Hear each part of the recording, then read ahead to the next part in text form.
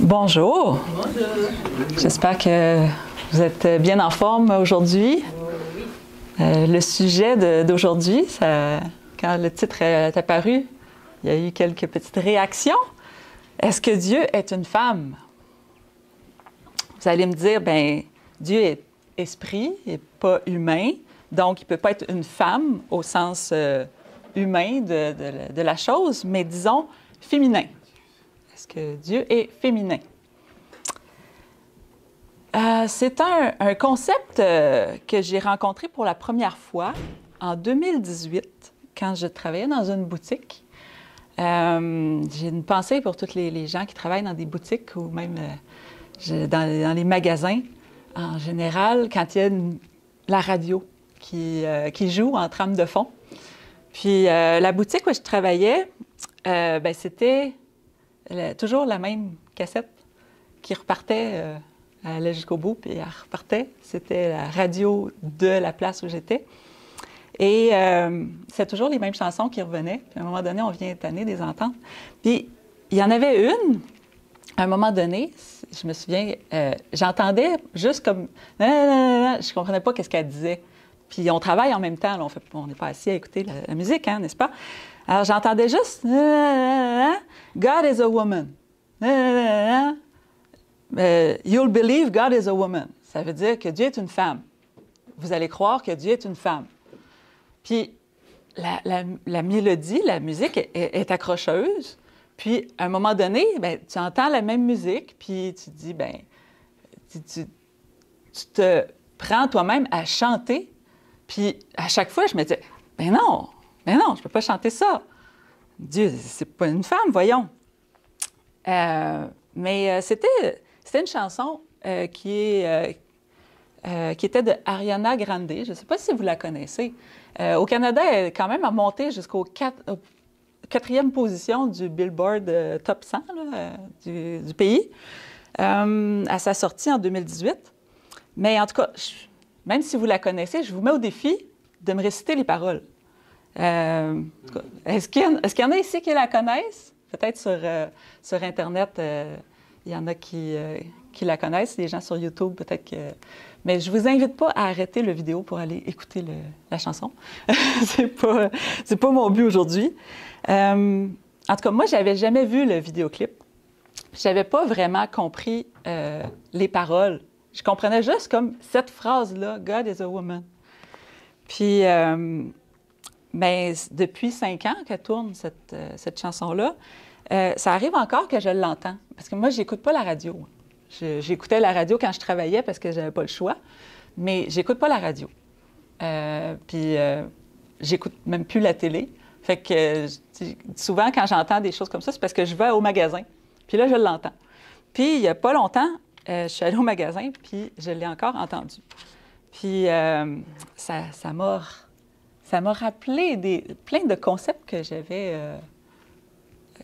glanés au fil du temps sur ce sujet-là. Est-ce que Dieu est une femme? Bien, pour préparer ce message, j'ai visionné le vidéoclip et je ne vous le recommande pas.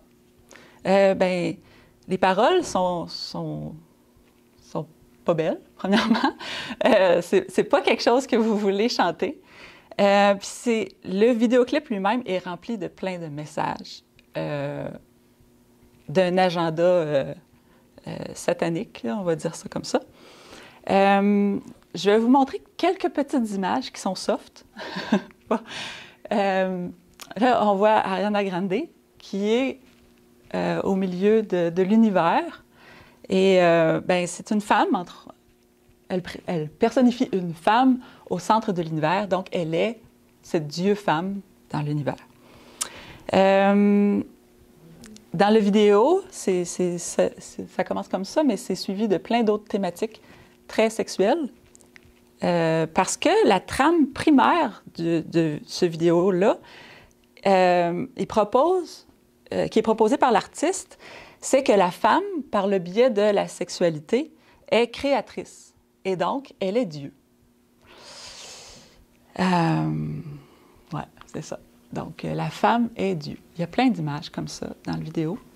Ça a été fait par un vidéaste très, très célèbre Chaque image, vraiment, c'est pas laissé au hasard. Il y a beaucoup d'animation, beaucoup de graphisme. C'est assez spectaculaire, mais c'est toutes des images Illuminati, sataniques, païennes, du Panthéon, de tout ce que tu voudras. C'est ça. J'essaye même d'enlever ces images-là de ma tête. Mais, donc, c'est ça. On voit cette œuvre qui est célèbre, mais qui a été modifiée pour montrer que Dieu est une femme et qui a le premier être humain, qui n'est pas Adam, mais qui est comme Ève. Donc, dans la vidéo, on voit l'artiste interagir avec la nature qui s'anime lorsqu'elle la touche. Dans Genèse 1, verset 1, la première phrase de la Bible, il est écrit « Au commencement, Dieu créa les cieux et la terre ». Nous ne sommes pas le fruit de l'évolution. La Bible est claire là-dessus. Mais qui est ce Dieu qui créa tout au commencement?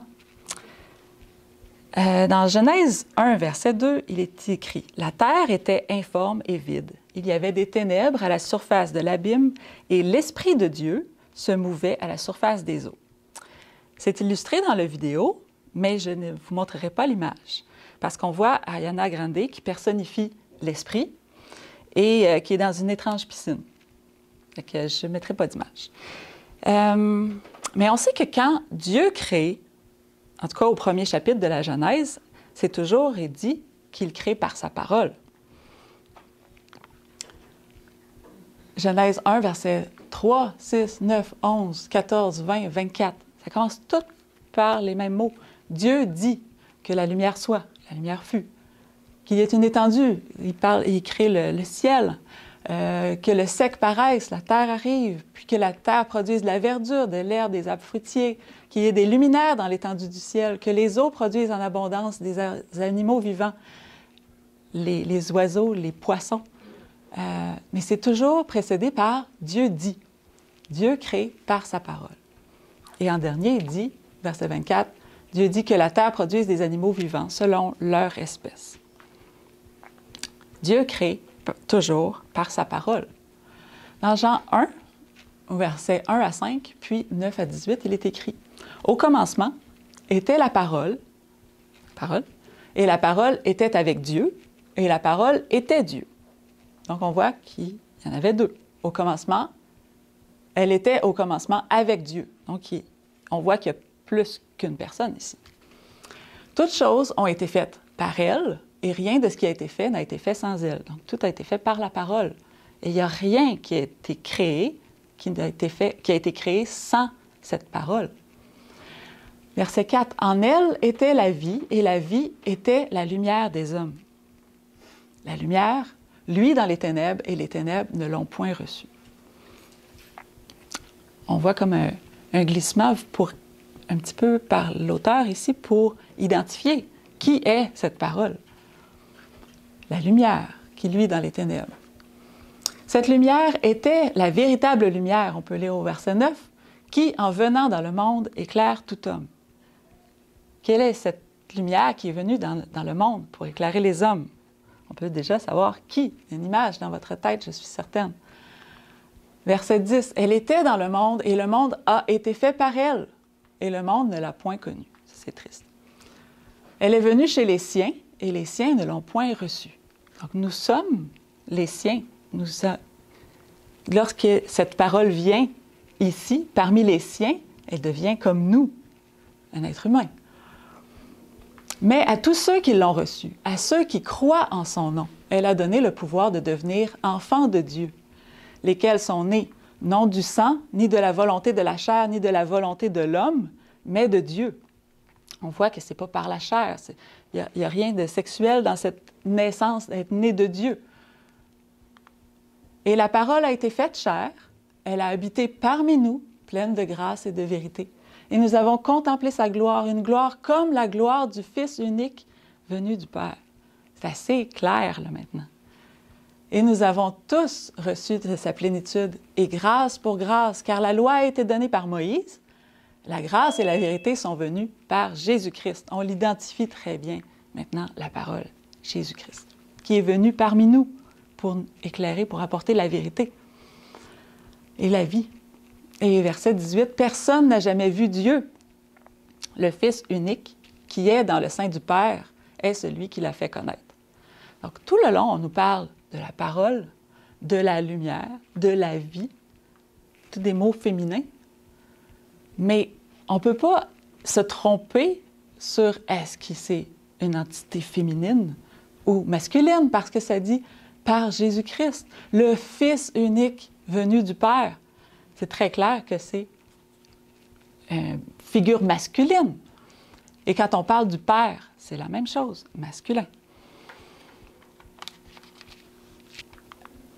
Dans Genèse 1, au verset 26, dernière chose qu'on peut voir que Dieu crée par sa parole, Dieu dit « Faisons l'homme à notre image ». Mais comment Dieu a-t-il fait Adam? À son image, oui, mais comment? Est-ce que c'est seulement par sa parole? Non. Il y a un détail de plus, hein? Est-ce que c'est par une étincelle de vie qui lui a été communiquée un peu par son doigt, comme E.T., genre ceux qui ont vu le film? Ben non, hein? En même temps, dans l'image, c'est pas Adam, hein, c'est Ève. Fait que ça fonctionne pas. L'Éternel Dieu forma l'homme de la poussière de la terre. Donc, il a pris une matière. Il souffla dans ses narines un souffle de vie, et l'homme devint un être vivant. Donc, c'est ce souffle de vie qui a été mis dans l'homme. C'est pas une naissance... on n'est pas né de Dieu comme des enfants nés d'une femme. Adam a été créé, modelé. Et en même temps, il n'est pas arrivé bébé, il était adulte. Il a été modelé de la poussière de la terre. Et Dieu a mis la vie à l'intérieur de lui par son esprit, par ce souffle. Si nous étions physiquement sortis de Dieu, on pourrait dire qu'on est divin, non? Si on est enfanté par Dieu, on est divin. Mais n'est-ce pas le deuxième mensonge du serpent à Ève? Lorsqu'il dit dans Genèse 3,5, « Le jour où vous en mangerez, vos yeux s'ouvriront et vous serez comme des dieux. »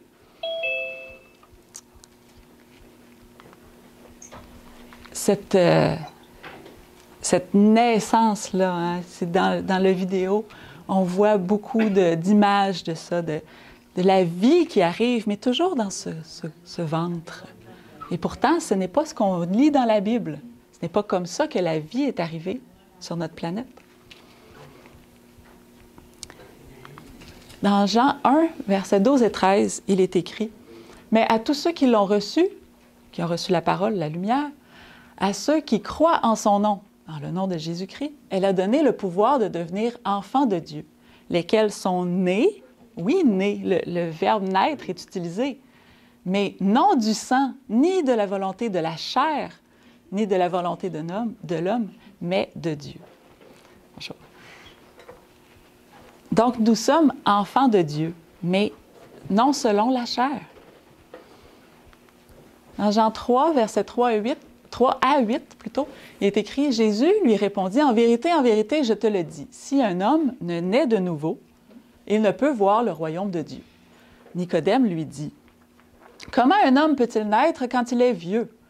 Peut-il rentrer dans le sein de sa mère et naître? » Donc, cette nouvelle naissance, hein, Nicodème, il dit, oh, on va naître physiquement. Mais la réponse de Jésus, il lui dit, « En vérité, je te le dis, si un homme ne naît d'eau et d'esprit, il ne peut entrer dans le royaume de Dieu. Ce qui est né de la chair est chair, ce qui est né de l'esprit est esprit. Le vent souffle où il veut, et tu en entends le bruit, mais tu ne sais d'où il vient ni où il va. Il en est ainsi de tout homme qui est né de l'esprit. » Nous sommes nés de l'esprit lorsque nous sommes nés de nouveau. Nés, si vous voulez avoir plus d'informations, je ne referai pas ma dernière prédication, mais vous pouvez aller la voir. Jésus est-il né de nouveau? Je vous la recommande. Mais il faut être né de l'Esprit, nous est-il dit. Et vous savez que la semaine dernière, parce que là, on est le 29 avril, mais la semaine dernière, c'était le 22 avril. C'était le jour de la Terre. Earth Day, le jour de la Terre. C'est toujours le 22 avril. Et là, ça tombait un sabbat. C'était la semaine dernière. Qu'est-ce que vous remarquez de cette image? On voit comme... on voit la Terre. Il y a beaucoup de bleu, hein? Puis le visage a l'air d'être un visage féminin, on imagine, parce que le bleu, c'est comme sa chevelure. Mais si vous regardez la forme de la chevelure, on dirait presque une vague. On va revenir à cette image-là. Il y a une... Oh non! Les mots qui sont importants, je les avais soulignés en jaune, et là, on les voit même plus. C'est triste, vraiment triste. Tu peux le lire? Non, mais toi, tu peux nous les lire. Ah, ben oui, c'est ça. Je vais essayer de me souvenir quels étaient exactement les mots. Non, c'était dans... c'est pas grave, hein, ça sortait extrêmement bien sur mon... Non, c'est pas mieux sur celui-là, mais sur mon ordinateur, c'était très beau. Je suis désolée. Mauvaise manipulation. C'est un petit code 18 ici. Donc, c'est un article qui est pris dans la revue Jésuite, qui nous parle du jour de la Terre. Qu'est-ce que ça fait pour la Compagnie de Jésus? Et c'est écrit « Prendre soin de notre... maison commune. » Voilà. Donc, ça prendre soin de notre maison commune. Et ces mots-là, si vous connaissez un peu le jargon catholique jésuite, vous allez reconnaître ces mots-là, maison commune, parce que, ici, deuxième paragraphe, bien que le jour de la Terre soit toujours consacré à la protection de l'environnement, un thème spécifique est choisi chaque année. Cette année, le thème est « Investir dans notre planète ». Donc, il y avait une question d'investissement, peut-être un petit peu de question d'argent. Un concept qui faisait partie de l'encyclique Laudato Si du pape François. Donc, quand ça dit la maison commune, c'est vraiment cette idée-là par le pape François. Est-ce que tu le vois, toi? Oui, parfait, ça. Merci beaucoup.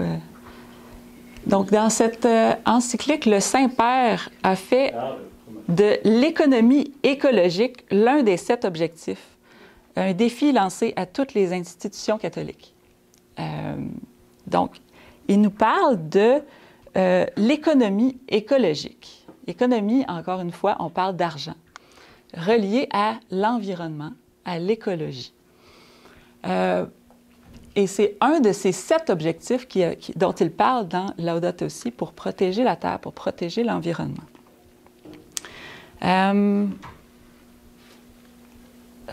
Le prochain, il ne va pas être mieux. Hein? J'en ai quelques-uns comme ça. Je suis vraiment désolée.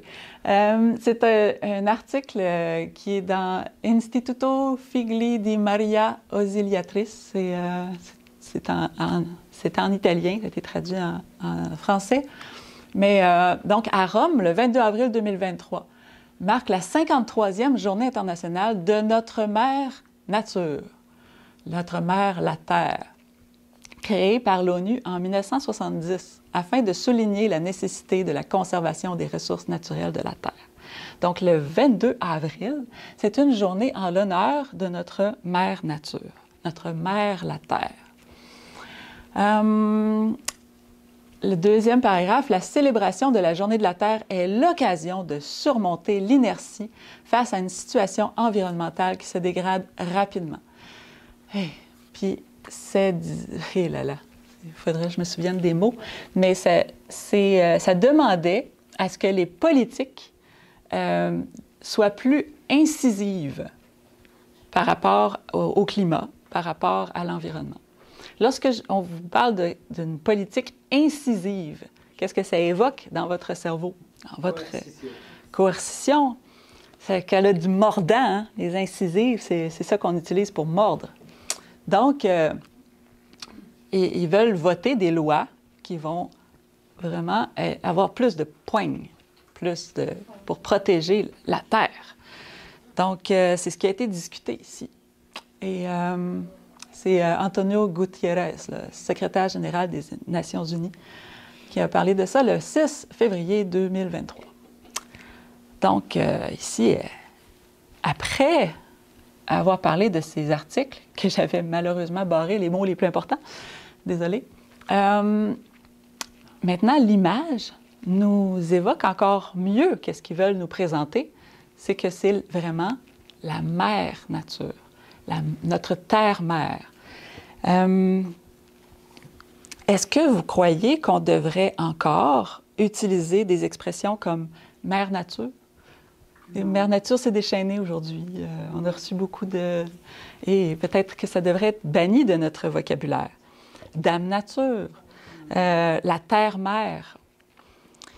Vous savez qu'à travers les époques et les civilisations, cette terre-mère, cette mère nature, a porté plusieurs noms, dont Gaïa. Hein, lorsqu'on tape Gaïa sur Google, on trouve souvent cette image-là dans le coin. Oui. Donc, Gaïa, qui est la déesse grecque de l'environnement ou de la terre. Il y a Cybèle aussi, Vénus, la fécondité, et Pachamama. Je ne sais pas si vous connaissez Pachamama, mais c'est la déesse terre-mère de la fertilité de l'Empire Inca. Et si vous remarquez sur ces images, on voit souvent c'est de l'imaginaire, ce n'est pas des photos, vous êtes conscient, que c'est dans l'imaginaire des artistes qui veulent la représenter. Et on remarque souvent des rayons qui émanent de sa tête. On voit aussi le thème de l'eau. On voit ici, c'est la rivière Hudson, je crois, qui sort de cette déesse. Souvent, elle va sortir même de l'eau. On voit la lune derrière. Donc, il y a beaucoup de bleu dans ça, dans ces imageries qui se rattachent avec la mère nature et la fertilité. Donc, Pachamama, je vous disais, c'est la déesse de la fertilité inca. Eh bien, elle a voyagé. Elle est partie de Bolivie et s'est ramassée à Saint-Pierre-de-Rome, dans un canot.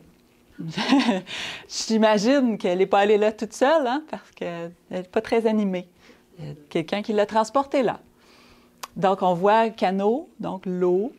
On voit aussi la Pachamama qui est comme en position accroupie. Et il y a comme un rond rouge, hein, dans son ventre. Comme un œuf, un bébé, quelque chose. Il y a quelque chose qui germe dans son ventre. Eh bien, à un moment donné, il y a... c'était ici le 29 novembre 2019 que ça a paru, cet article-là, mais ce qui nous relate des événements qui ont eu lieu en octobre 2019. Donc, Pachamama a été présentée à Saint-Pierre-de-Rome au moment où il y avait un synode. Je ne sais pas exactement qu'est-ce que ça mange en hiver, mais il y a des gens qui sont venus de partout pour assister aux conférences entourant ce synode important. Et il y avait un homme du nom de Alexander Tchuguel, en tout cas, je suis désolée si j'ai massacré son nom, c'est un Autrichien. Et donc, ils étaient à Rome et il a vu, lui, Pachamama. Et il a dit, bien voyons, ça n'a pas sa place là, c'est une idole païenne. Elle ne devrait pas être là. Alors, il s'était lancé, il a pris Pachamama, et je crois qu'il y avait plus qu'une idole de Pachamama dans la ville. Il l'a pris et il l'a lancé dans le Tibre. Le Tigre ou le Tibre? Il me semble que c'est le Tibre. Je les mélange tout le temps les deux. Et ben, ça n'a pas plu à tout le monde, hein, parce que là, l'idole avait disparu. Et ça nous dit ici dans cet article, l'idée d'une terre-mère est inacceptable, c'est du paganisme. C'est ce que Alexander dit. C'est un jeune homme de 26 ans. C'est un militant pro-vie que lui, il était de passage à Rome, puis il a vu ça. Puis il dit, j'étais à Rome pour assister à diverses conférences au début du synode et je me suis rendu à Santa Maria in Traspontina. Selon moi, il était absolument clair que ces statues sont des idoles païennes. Des personnes se sont prosternées devant elles, devant des images sculptées de la terre-mère.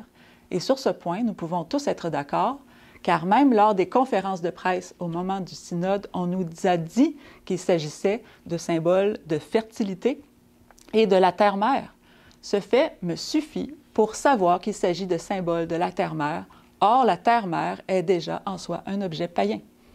Il continue en disant, en tant que catholique, donc cet homme-là est un catholique, je crois que Dieu est le créateur de la terre. L'idée d'une terre-mère est théologiquement inacceptable. C'est du paganisme et rien d'autre. Et j'ajouterais que la terre-mère est l'exemple type du paganisme. Cela me suffit pour être absolument certain que ces statuettes représentent une idole païenne. Donc, pour lui, c'était clair, lorsqu'il a vu ça, que ça n'avait pas sa place là. Il a pris les idoles, il les a lancées dans le fleuve. Est-ce qu'il a bien fait? Oui.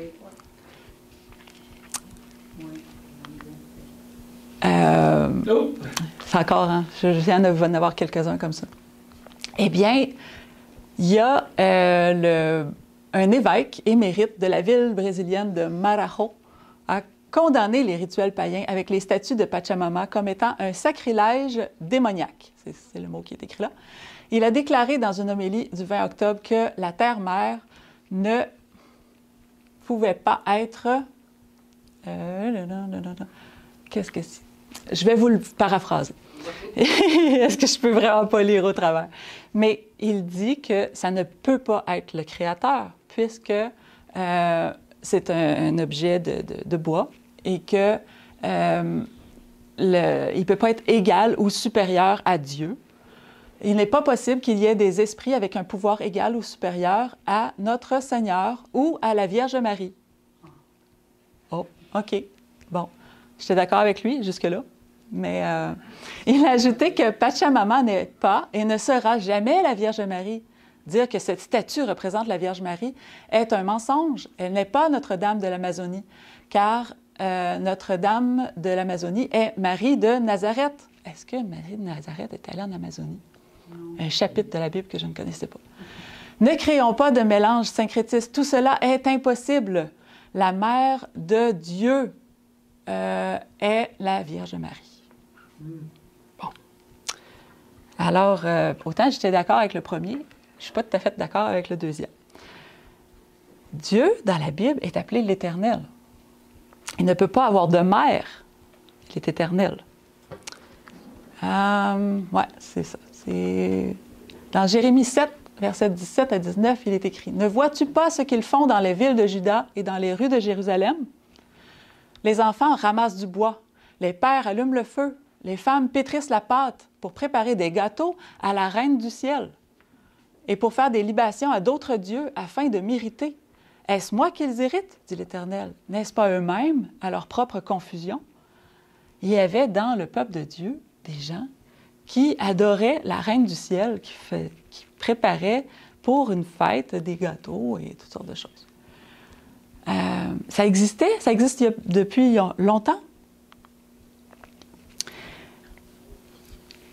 Le pape François a voulu rassurer tout le monde après la disparition des idoles de Pachamama, parce qu'il dit « Mais nous n'avions pas d'intention idolâtre. » Lui, il était seulement dans un esprit œcuménique pour que tous on puisse adorer ensemble. Le pape François annonce que les statuettes amazoniennes sont intactes. Elles ont été repêchées. Alléluia, n'est-ce pas? Je ne comprends pas pourquoi vous n'êtes pas exclamés. Je blague. Il demande pardon aux personnes offensées par leur enlèvement. Le pape François demande pardon d'avoir offensé les gens qui avaient été troublés par la disparition des idoles. Il y a quelque chose là qui ne fonctionne pas. Il aurait dû plutôt, en tout cas je crois, je ne vais pas lui dire quoi faire, mais s'excuser d'avoir amené à Saint-Pierre de Rome une idole païenne et que des gens se soient mépris et qu'ils se soient agenouillés devant. En tout cas, c'est pas tout à fait ce qui s'est passé, n'est-ce pas? On voit qu'elles sont de retour, les Pachamama. Dans 2 Rois 23, au verset 4, il est écrit « Le roi ordonna à Ilkija, le souverain sacrificateur, et aux sacrificateurs du second ordre, et à ceux qui gardaient le seuil, de sortir du temple de l'Éternel tous les ustensiles qui avaient été faits pour Baal, pour Astarté et pour toute l'armée des cieux. Et il les brûla hors de Jérusalem, dans les champs du Cédron, et en fit porter la poussière à Béthel. » On a vu que les statues de Pachamama étaient en bois. Peut-être qu'Alexander aurait dû, au lieu de les jeter à l'eau, faire comme l'Éternel a demandé et les brûler. On aurait peut-être pu reparler, mais en tout cas, c'est pas ce qui s'est passé. Alors Dieu a demandé de faire le ménage de son temple, parce qu'il y a des idoles païennes qui étaient entrées là. Et des gens allaient au temple et adoraient. Ils étaient confus. On adore l'Éternel, mais est-ce que c'est Baal? Baal qui veut dire Seigneur. Est-ce que c'est le Seigneur? Ou Astarté? Astarté, l'armée des cieux, c'est quoi? C'est les étoiles, le soleil, la lune. C'est la confusion. Un peu d'histoire ici.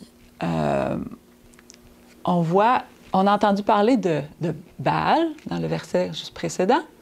Baal, son autre nom, c'est Nimrod.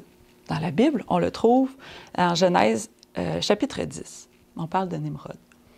Son épouse s'appelait Sémiramis. Et je ne peux même pas dire son fils, mais le fils de Sémiramis s'appelait Tammuz. Donc, on voit ici Sémiramis qui est illustré avec quelque chose sur la tête, un croissant de lune. Et en tout cas, je vous laisse lire. Je ne veux pas tout dire en même temps. Mais Sémiramis, elle a eu une histoire à un moment donné qu'elle a racontée à propos d'elle-même. Elle dit que la Lune, dans son cycle de 28 jours, aurait produit un œuf lunaire. Et tout ça par Immaculée Conception. C'est la première fois qu'on entend parler de l'Immaculée Conception. Ce n'est pas par rapport à Jésus, hein, c'est par rapport à Sémiramis qui a été conçu de cette façon. Et cet œuf serait descendu du ciel comme une colombe. Et peut-être pour ne pas se casser, parce qu'un œuf, c'est fragile, et il aurait atterri dans l'Euphrate. On voit, hein, il est tombé dans l'eau.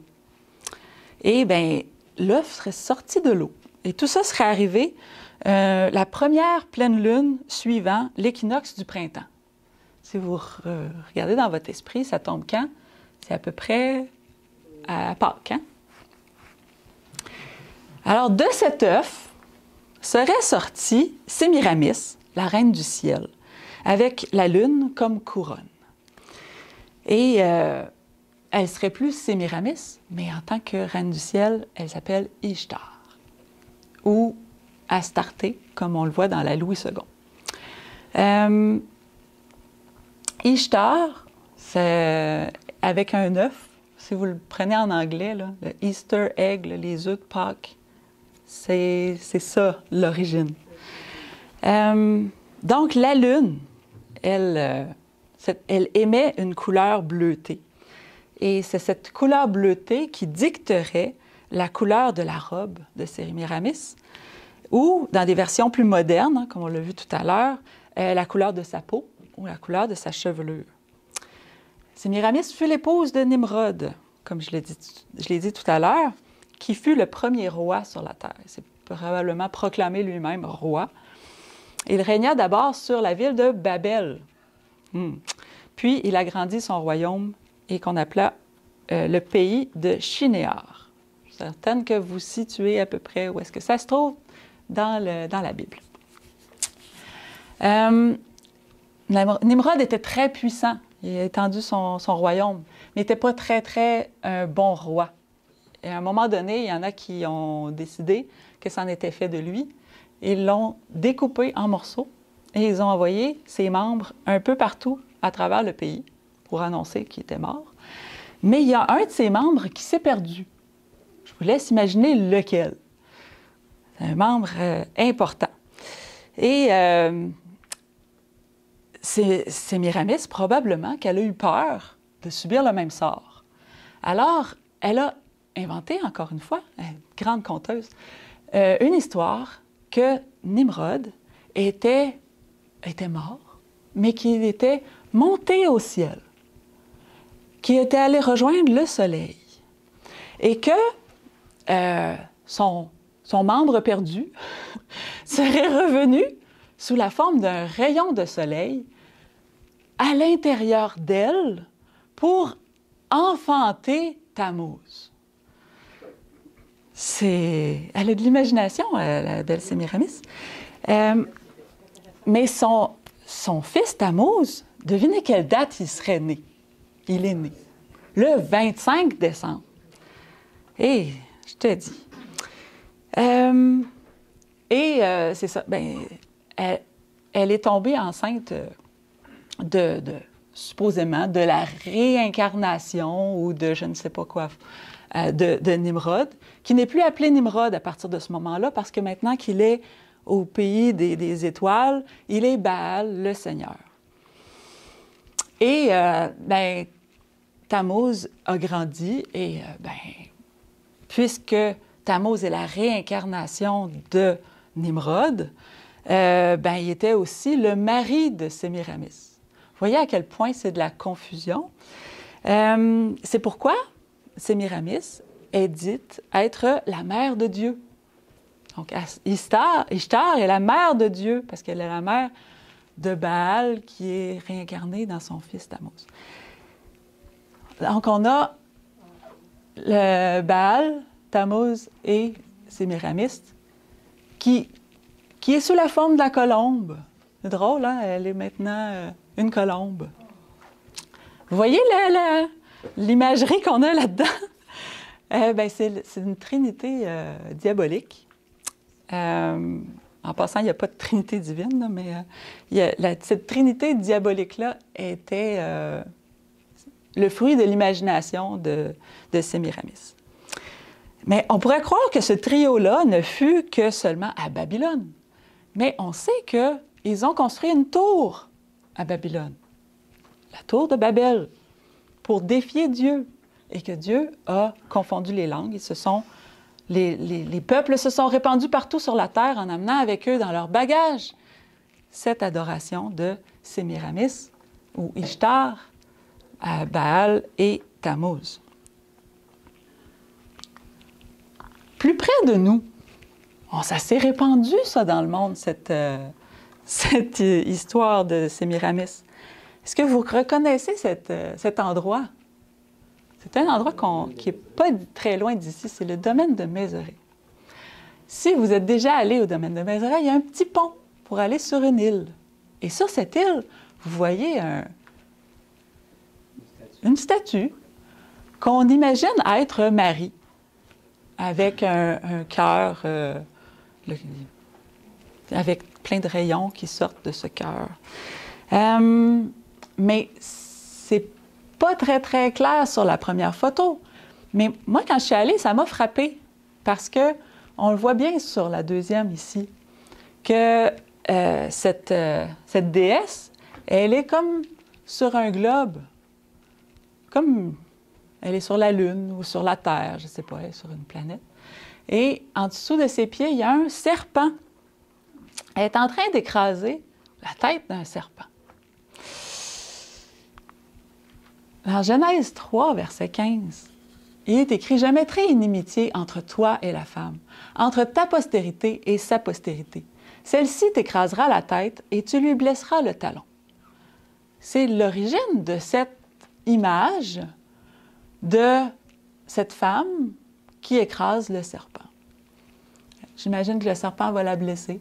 Je ne sais pas montrer sur à ce moment-là sur la peinture.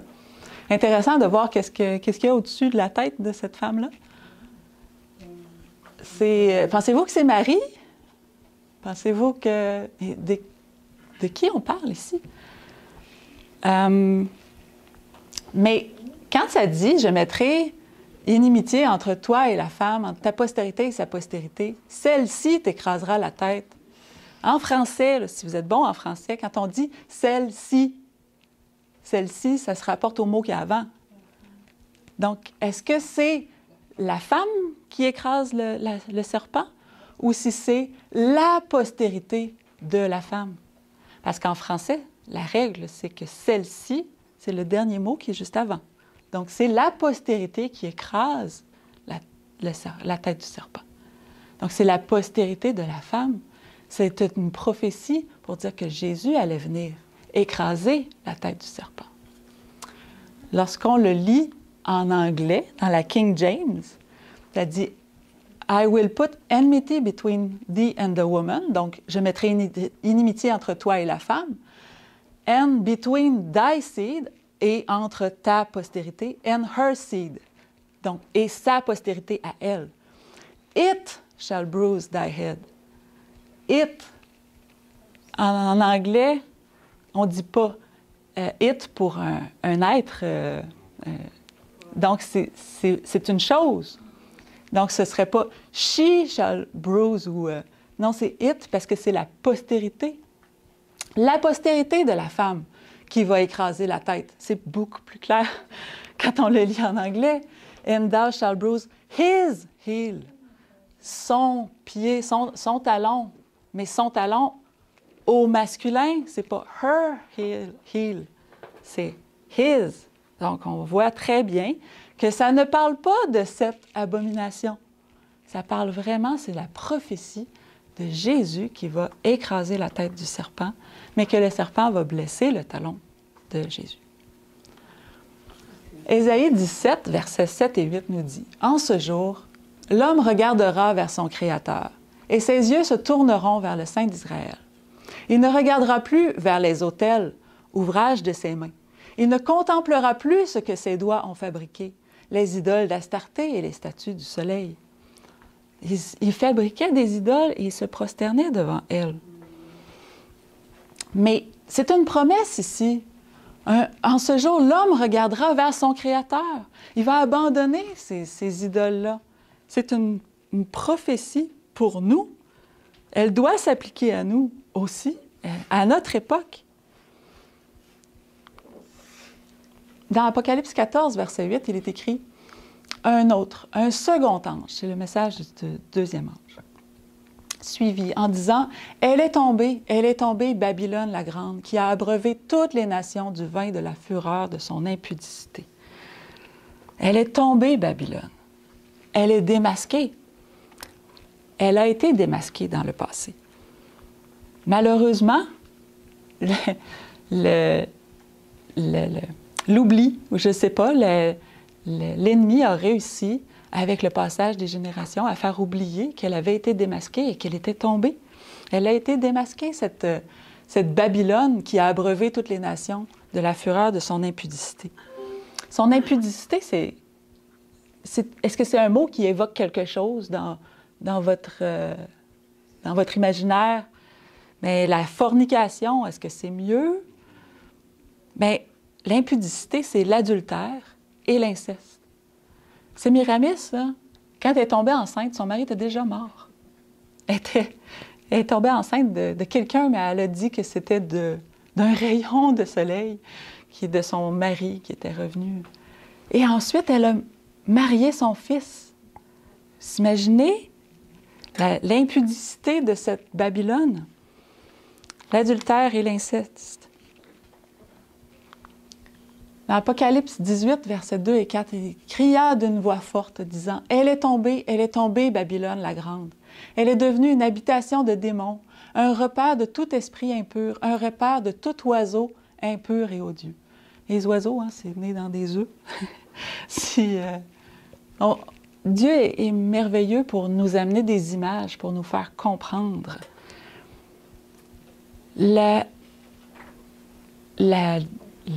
voyons, la Trinité avait été démasquée par les pionniers adventistes. Lorsque le message du deuxième ange a retenti, elle est tombée, Babylone, et ils avaient compris que la Trinité était une erreur, que ça n'était pas biblique. Et ils sont revenus à ce que les premiers chrétiens croyaient. Et pourquoi est-ce que, ça c'était Apocalypse 14, verset 8, pourquoi est-ce que dans Apocalypse 18, versets 2 et 4, ce même message doit être répété? Est tombée, Babylone la Grande, c'est presque un copier-coller de Apocalypse 14. C'est parce que cette erreur est rentrée à nouveau dans l'Église. Et notre message de ce quatrième ange, on peut dire, aujourd'hui, en 2023, il doit retentir. Elle est tombée, Babylone la Grande. Parce que toutes les nations ont bu du vin et de la fureur de son impudicité. Toutes les nations, si vous regardez quel Dieu ils adorent, c'est toute une variation de la Trinité, Sémiramis, Baal, Nimrod, Tammuz, etc. Les rois de la terre se sont livrés avec elle à l'impudicité, et les marchands de la terre se sont enrichis par la puissance de son luxe. Le pape parlait de l'économie de la terre. Si vous regardez l'économie de Francesco, ça peut être intéressant de regarder ça aussi.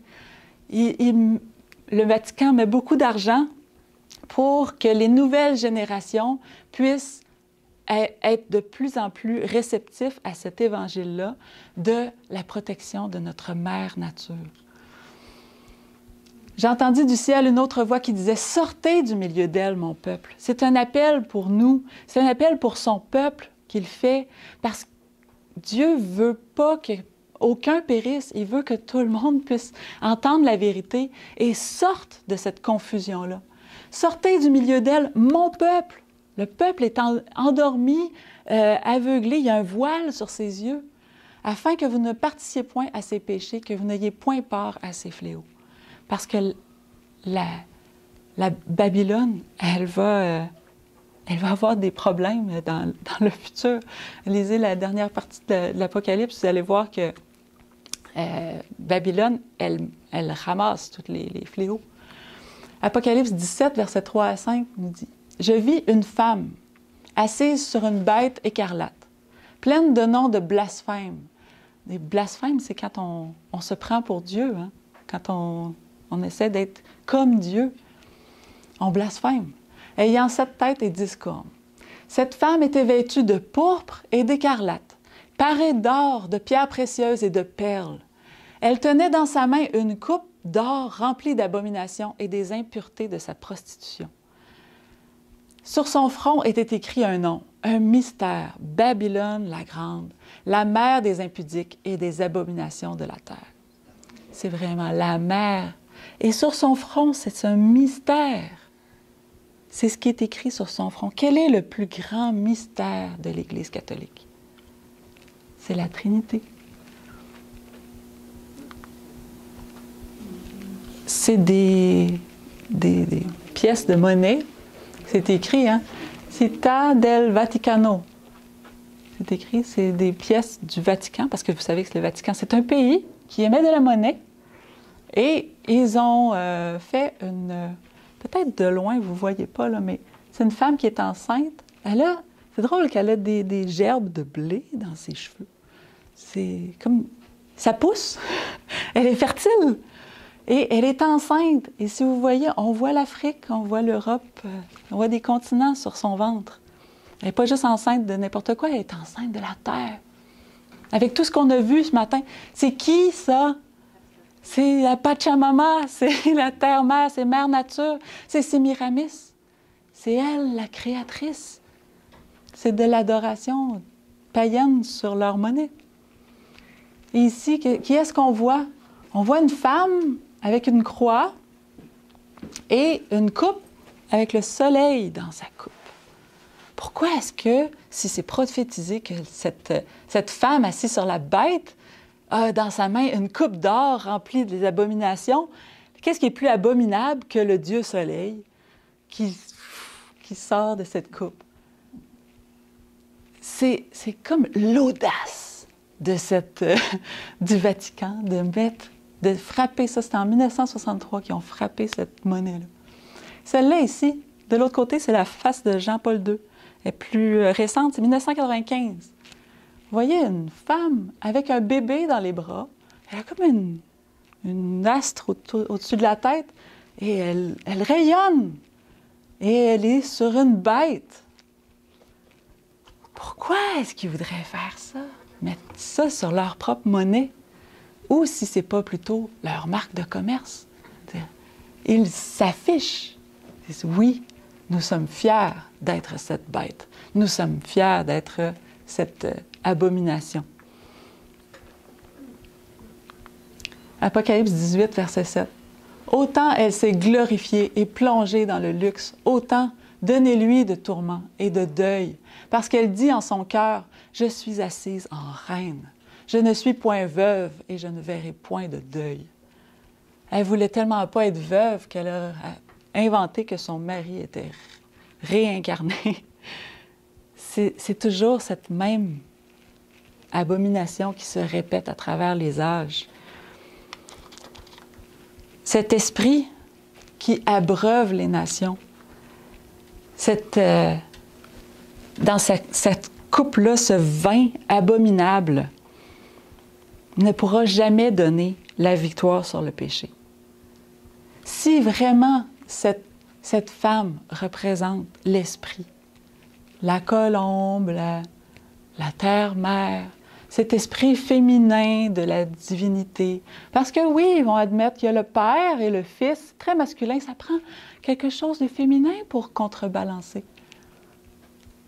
Dans cette coupe-là, il y a le vin mélangé avec plein d'abominations.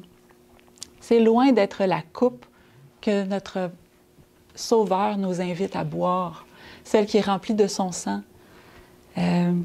Nous sommes invités à boire de ce sang-là parce que nous voulons accepter ce sacrifice-là qui a été fait pour nous.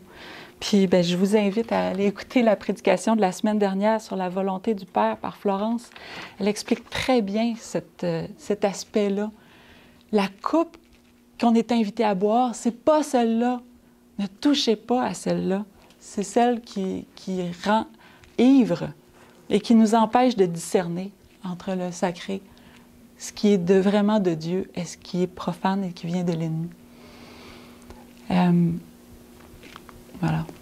Dans 2 Corinthiens 3, versets 16 et 17, il écrit « Mais lorsque les cœurs se convertissent au Seigneur, le voile est ôté. » On pouvait, oui, avoir un voile pendant longtemps, mais ce voile-là doit se lever. Or, le Seigneur, c'est l'Esprit. Et là où est l'Esprit du Seigneur, là est la liberté. On a parlé de Nimrod, comment il était coercitif, comme tu disais tout à l'heure. Oui, cette oppression-là. Et quand ils veulent mettre des lois incisives, c'est loin d'être la liberté. Dieu, il y a une règle. Il respecte notre libre arbitre. L'ennemi ne respecte pas ça. Nous tous qui, le visage découvert, contemplons comme dans un miroir la gloire du Seigneur. Imaginez de pouvoir contempler la gloire du Seigneur. Nous sommes transformés en la même image, de gloire en gloire, comme par le Seigneur, l'Esprit. Ça nous dit très clairement, l'Esprit, ce n'est pas un esprit féminin. L'Esprit, c'est l'Esprit du Seigneur. Pas le Seigneur Baal. Non, le Seigneur, c'est Jésus-Christ, celui qui a versé son sang pour chacun d'entre nous. Tout à l'heure, Alain nous a cité le verset de Jean 17, 17, qui dit « Sanctifie-les par ta vérité. Ta parole est la vérité. » Cette parole créatrice-là, elle est dans la vérité, elle est dans la liberté, elle est la vie. Elle n'amène pas la mort. Elle n'est pas un mensonge comme tout ce qu'on a vu tout à l'heure. Est-ce qu'une erreur peut sanctifier? Est-ce qu'une erreur peut rendre saint? Pas du tout. Dans 1 Jean 2, verset 22, il est écrit « Qui est menteur, sinon celui qui nie que Jésus est le Christ? Celui-là est l'Antéchrist qui nie le Père et le Fils. » Quand on dit que Dieu est une femme, notre Père qui est aux cieux, c'est pas notre mère, C'est notre Père. Relisez la Bible, vous allez découvrir le Père et le Fils. Peut-être qu'on l'a lu déjà, mais lorsque le voile est levé, on revoit tous ces versets qui nous parlent tellement clairement qu'il n'existe pas cette Astarté, divinité féminine. C'est le Père et le Fils. Apocalypse 14, verset 1 nous dit, « Je regardais et voici, l'agneau se tenait sur la montagne de Sion. » L'agneau, c'est Jésus. Hein? Et avec lui, 144 000 personnes qui avaient son nom et le nom de son Père écrit sur leur front. Amen. Son nom et le nom de son Père. C'est pas le nom d'une mère ici qu'on doit avoir sur notre front. Toutes ces idées que le genre peut être fluide, qu'on peut passer de « homme à femme » et revenir. Vous voyez à quel point ce n'est pas du tout l'Évangile. Dieu créa mâle et femelle. Il n'a pas créé quelque chose qui bouge comme ça. Non. Le nom qu'on doit avoir sur le front, c'est le nom du Père et c'est le nom de son Fils. C'est notre Seigneur. Lorsque les papes sont élus, ils se choisissent un nom. Le dernier a choisi le nom de François, Francisco. En l'honneur de qui? Parce que quand ils se choisissent un nom, c'est parce qu'ils veulent avoir les caractéristiques de ce nom-là ou de ce grand personnage. Il y avait Jean-Paul avant. Bon, Jean-Paul, il voulait être comme l'apôtre Jean, l'apôtre de l'amour, et Paul, celui pour les gentils. OK. Mais pourquoi est-ce que Bergoglio, je me souviens même plus son nom, pourquoi qu'il a choisi le nom de François ou Francisco? Par François d'Assise, qui est le Saint-Père de l'environnement. Il voulait que son pontificat soit sous le règne de cette mère nature, le respect de cette mère nature. Tout ce qu'il fait depuis qu'il est élu, c'est pour amener cet agenda de l'environnement. Et éventuellement, il veut amener un sabbat pour la terre. Et ce sabbat-là va être choisi de quelle journée? Je vous laisse imaginer. Il a un agenda. Pas seulement en tant que personne, mais parce que celui qui l'anime derrière, le serpent ancien, il a cet agenda depuis qu'il a été chassé du ciel. Toujours le même. Il utilise les êtres humains d'une génération à l'autre, mais c'est toujours ce même agenda. Ne tombons pas dans ce piège. Le voile est levé. Nous sommes invités à faire partie de cette dernière génération-là, les 144 000, qui vont avoir le vrai caractère, le nom de Jésus et le nom de son Père, inscrit sur notre front. Amen. Je vous invite à vous lever.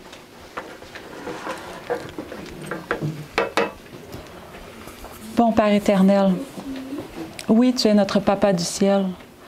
Tu es celui qui a imaginé ce grand plan du salut. Et tu as travaillé avec ton Fils pour mener à bien rescaper cette race humaine.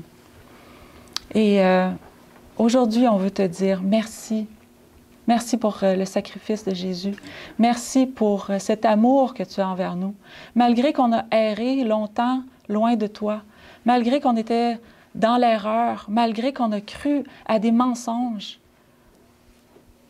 tu es le papa de la parabole du Fils prodigue. Tu es celui qui ouvre les bras et qui accueille ton enfant lorsqu'il se rend compte de son erreur et qu'il revient vers toi. C'est toi qui pries pour lui, qui l'attire par ton amour, par ton caractère. Bon Papa du ciel, transforme-nous. Fais qu'on n'ait plus d'erreurs dans nos doctrines. Fais qu'on n'ait plus qu'on ne croit plus aux mensonges et qu'on puisse même amener cette vérité qu'on a compris sur l'amour du Père et du Fils. Et c'est ce message, je crois, qui doit bouleverser notre monde. Pour que le message du 4e ange puisse retentir. Elle est tombée, Babylone la grande. Bon Père, que tu puisses bénir tous ceux qui entendent ce message, tous ceux qui se posent des questions. Je pense à la nouvelle génération qui monte et qui se fait dire toutes sortes de choses sur les hommes, femmes, à moitié un, moitié l'autre. Oh, enlève toute cette confusion, mon Dieu. Fais qu'on puisse proclamer la vérité et qu'on puisse hâter ton retour. Je te prie au nom de ton Fils Jésus. Amen. Amen.